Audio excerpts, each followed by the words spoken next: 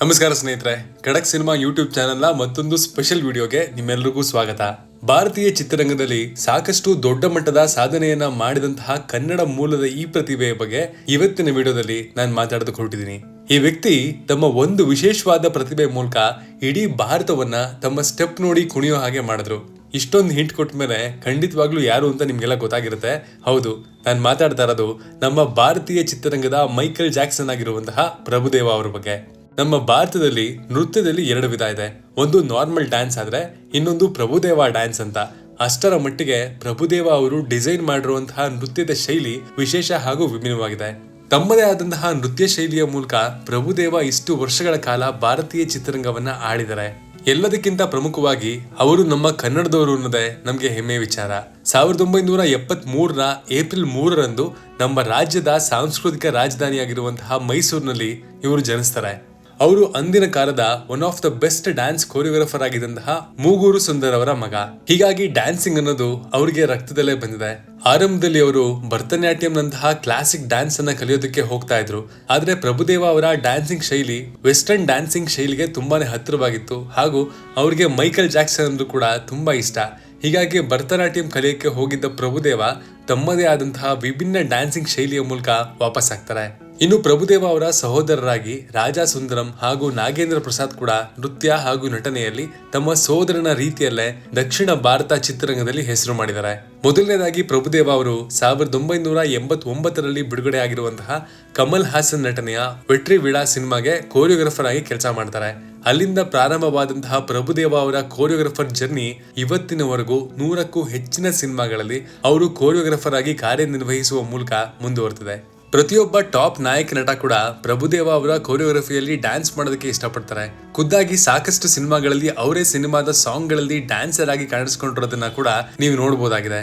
1994ರಲ್ಲಿ ರೋಜಾ ಹಾಗೂ ಶರತ್ ಕುಮಾರ್ ನಟಿಸಿರುವಂತಹ ಹಿಂದೂ ಸಿನಿಮಾದಲ್ಲಿ ಮೊದಲ ಬಾರಿಗೆ ನಟನೆಯಲ್ಲಿ ಕಾಣಿಸ್ಕೊಳ್ತಾರೆ ಹಾಗೂ ಇದರಲ್ಲಿ ಅವರ ಡ್ಯಾನ್ಸಿಂಗ್ ಕೂಡ ಹೈಲೈಟ್ ಆಗಿತ್ತು.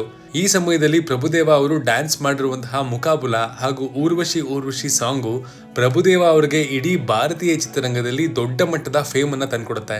ಕೇವಲ ಡ್ಯಾನ್ಸಿಂಗ್ ನಲ್ಲಿ ಮಾತ್ರ ತಮ್ಮನ್ನ ತಾವು ತೊಡಗಿಸ್ಕೊಂಡಿದ್ದಂತಹ ಪ್ರಭುದೇವ ಸಮಯ ಹೋದಂತೆ ನಟನೆಯಲ್ಲೂ ಕೂಡ ತಮ್ಮ ಪ್ರತಿಭೆಯನ್ನ ಭಾರತೀಯ ಚಿತ್ರರಂಗಕ್ಕೆ ತೋರ್ಪಡಿಸ್ತಾರೆ. ತಮಿಳು, ಹಿಂದಿ, ತೆಲುಗು ಹಾಗೂ ಕನ್ನಡ ಭಾಷೆಗಳಲ್ಲಿ ಕೂಡ ನಟಿಸಿರುವಂತಹ ಪ್ರಭುದೇವ ಕಳೆದ 32 ವರ್ಷಗಳಿಂದಲೂ 106 ಸಿನಿಮಾಗಳ ಮೂಲಕ ಪ್ರೇಕ್ಷಕರನ್ನ ತಮ್ಮ ನಟನೆ ಹಾಗೂ ನೃತ್ಯ ಎರಡರ ಮೂಲಕವೂ ಕೂಡ ಮನೋರಂಜಿಸೋದಕ್ಕೆ ಯಶಸ್ವಿಯಾಗಿದ್ದಾರೆ.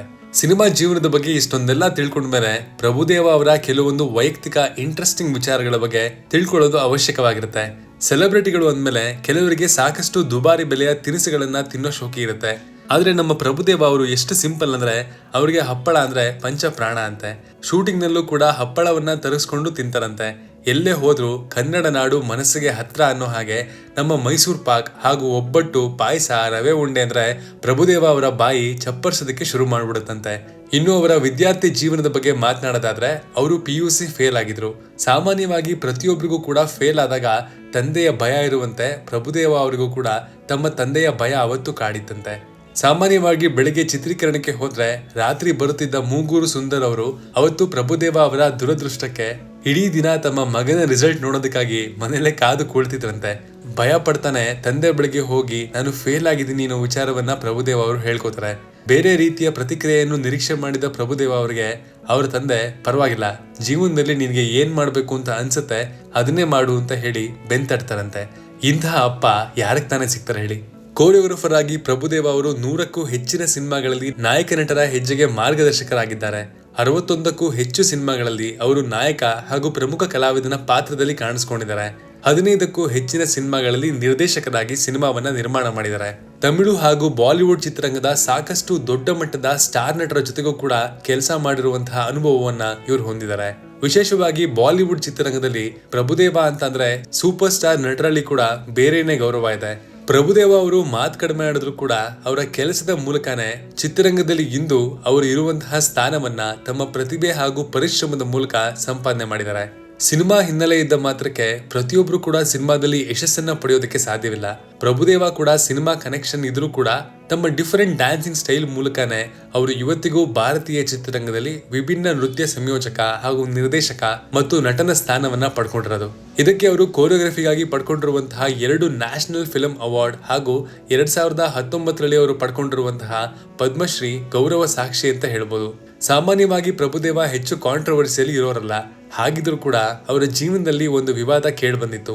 ಪ್ರಭುದೇವ ಅವರ ದಾಂಪತ್ಯ ಜೀವನಕ್ಕೆ ಬರೋದಾದ್ರೆ, ರಾಮಲತಾ ಅವರನ್ನ ಮದುವೆಯಾಗಿದ್ದ ಪ್ರಭುದೇವ ಅವರು 3 ಮಕ್ಕಳನ್ನ ಹೊಂದಿದ್ರು.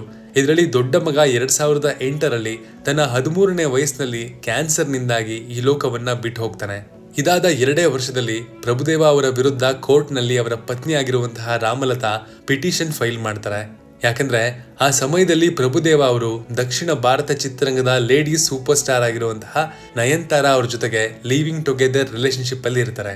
ಈ ಸುದ್ದಿ ಆ ಸಮಯದಲ್ಲಿ ಯಾವ ಮಟ್ಟಿಗೆ ದೊಡ್ಡ ಮಟ್ಟದಲ್ಲಿ ಸೌಂಡ್ ಮಾಡಿತ್ತು ಅಂದ್ರೆ, ಪ್ರಭುದೇವ ಹಾಗೂ ನಯನ್ತಾರಾ ಇಬ್ರು ಕೂಡ ಅತಿ ಶೀಘ್ರದಲ್ಲಿ ಮದುವೆ ಆಗ್ತಾರೆ ಅನ್ನೋ ಮಟ್ಟಿಗೆ ಇವರಿಬ್ಬರ ರಿಲೇಶನ್ಶಿಪ್ ಸದ್ ಮಾಡಿತ್ತು. ಇದೇ ಕಾರಣಕ್ಕಾಗಿ ರಾಮಲತಾ ಅವರು ಒಂದ್ ವೇಳೆ ನಯನ್ತಾರಾ ಪ್ರಭುದೇವ ಅವರನ್ನ ಬಿಟ್ಕೊಡದೆ ಹೋದಲ್ಲಿ ನಾನು ಉಪವಾಸ ಸತ್ಯಾಗ್ರಹ ಮಾಡ್ತೀನಿ ಅನ್ನೋದಾಗಿ ಬೆದರಿಕೆ ಕೂಡ ಹಾಕಿದ್ರು.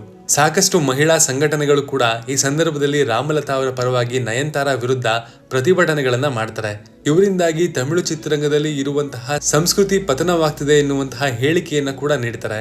ಈ ಘಟನೆಗಳ ಬೆನ್ನಲ್ಲೇ ಪ್ರಭುದೇವ ಅವರು 2011ರಲ್ಲಿ ತಮ್ಮ ಪತ್ನಿಯಾಗಿರುವಂತಹ ರಾಮಲತಾ ಅವರಿಗೆ ಡಿವೋರ್ಸ್ ಕೊಡ್ತಾರೆ. ಆದ್ರೆ ಆಶ್ಚರ್ಯ ಅನ್ನೋ ಹಾಗೆ 2012ರಲ್ಲಿ ಪ್ರಭುದೇವ ಅವರೊಂದಿಗಿನ ಸಂಬಂಧವನ್ನ ಕಳ್ಕೊಂಡಿದ್ದೇನೆ ಅನ್ನೋ ವಿಷಯನ ನಯನ್ತಾರಾ ಒಪ್ಕೊಳ್ತಾರೆ. ಇಲ್ಲಿಗೆ ಪ್ರಭುದೇವ ತಮ್ಮ ಜೀವನದಲ್ಲಿ ಒಂಟಿ ಆಗ್ತಾರೆ. ಇದಾದ್ಮೇಲೆ ಮುಂಬೈಗೆ ಹೋಗುವಂತಹ ಪ್ರಭುದೇವ ಅಲ್ಲಿಯೇ ಸಿನಿಮಾಗಳಲ್ಲಿ ಕಾಣಿಸ್ಕೊಂಡಿರ್ತಾರೆ. 2020ರಲ್ಲಿ ಲಾಕ್ಡೌನ್ ಆಗಿರುವಂತಹ ಸಮಯದಲ್ಲಿ ಪ್ರಭುದೇವ ಮತ್ತೆ ಹಿಮಾನಿ ಎನ್ನುವಂತಹ ಫಿಸಿಯೋಥೆರಪಿಸ್ಟ್ ಅನ್ನ 2ನೇ ಮದುವೆ ಆಗ್ತಾರೆ. ಈ ದಂಪತಿಗಳು 2023ರಲ್ಲಿ ಹೆಣ್ಣು ಮಗುವಿಗೆ ಜನನ ನೀಡ್ತಾರೆ. ಪ್ರಭುದೇವ ಅವರ 2ನೇ ಪತ್ನಿಯನ್ನ ನೀವು ಹೆಚ್ಚಾಗಿ ನೋಡೋದಕ್ಕೆ ಸಾಧ್ಯ ಇಲ್ಲ. ರಿಯಲ್ ಸ್ಟಾರ್ ಉಪೇಂದ್ರ ಅವ್ರ ಜೊತೆಗೆ H2O ಸಿನಿಮಾದಲ್ಲಿ ಇವರು ಎದುರಾಳಿ ಪಾತ್ರದಲ್ಲಿ ಕಾಣಿಸಿಕೊಳ್ಳುವಂತಹ ಮೂಲಕ ಕನ್ನಡ ಪ್ರೇಕ್ಷಕರ ಮನಸ್ಸನ್ನ ಗೆದ್ದಿರುವಂತಹ ಪ್ರಭುದೇವ ಇತ್ತೀಚಿನ ದಿನಗಳಲ್ಲಿ ಲಕ್ಕಿ ಮ್ಯಾನ್ ಸಿನಿಮಾದಲ್ಲಿ ಅಪ್ಪು ಅವರ ಜೊತೆಗೆ ಸ್ಟೆಪ್ ಹಾಕೋದ್ರಿಂದ ಹಿಡಿದು ಅಪ್ಪು ಅವರ ಅಣ್ಣ ಶಿವಣ್ಣ ಅವ್ರ ಜೊತೆಗೆ ಕರಟಕ ದಮನಕ ಸಿನಿಮಾದಲ್ಲಿ ಸಹ ನಾಯಕ ನಟನಾಗಿ ಕಾಣಿಸಿಕೊಳ್ಳುವುದರ ಮೂಲಕ ಕನ್ನಡ ಪ್ರೇಕ್ಷಕರನ್ನ ರಂಜಿಸುವಂತಹ ಪ್ರಯತ್ನವನ್ನ ಮಾಡಿದ್ರು. ಎಲ್ಲೇ ಹೋದ್ರೂ ಕೂಡ ಪ್ರಭುದೇವ ಅವರು ತಮ್ಮ ಕನ್ನಡತನವನ್ನ ಮರೆತಿಲ್ಲ. ಮತ್ತಷ್ಟು ಕನ್ನಡ ಸಿನಿಮಾಗಳಲ್ಲಿ ಕೆಲಸ ಮಾಡೋದಕ್ಕೆ ನನಗೆ ಇಷ್ಟ ಅನ್ನುವಂತಹ ಅಭಿಪ್ರಾಯವನ್ನ ಕೂಡ ಅವರು ಹೇಳ್ಕೊಂಡಿದ್ದಾರೆ.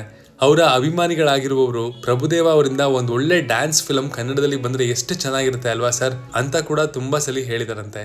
ಭಾರತೀಯ ಚಿತ್ರರಂಗದಲ್ಲಿ ಅಜಾತ ಶತ್ರುವಿನಂತೆ ಕಾಣಿಸ್ಕೊಳ್ತಿರುವಂತಹ ಪ್ರಭುದೇವ ಅವರು ಒಬ್ಬ ನಿರ್ದೇಶಕ, ನಟ, ಸಹ ಕಲಾವಿದ ಹಾಗೂ ಡ್ಯಾನ್ಸ್ ಕೊರಿಯೋಗ್ರಾಫರ್ ಆಗಿ ಈಗಾಗಲೇ ತಮ್ಮ 32 ವರ್ಷಗಳ ತುಂಬು ಸಿನಿಮಾ ಜೀವನದಲ್ಲಿ ಬೇರೆ ಬೇರೆ ವರ್ಗದ ಪ್ರೇಕ್ಷಕರ ಮನಸ್ಸನ್ನ ರಂಜಿಸಿದ್ದಾರೆ. ಅದೇ ರೀತಿಯಾಗಿ ಇನ್ನಷ್ಟು ಹೆಚ್ಚಿನ ಒಳ್ಳೆಯ ಸಿನಿಮಾಗಳು ಅವರಿಂದ ಪ್ರೇಕ್ಷಕರಿಗೆ ಸಿಗ್ಲಿ ಅನ್ನೋದನ್ನ ಹಾರೈಸೋಣ.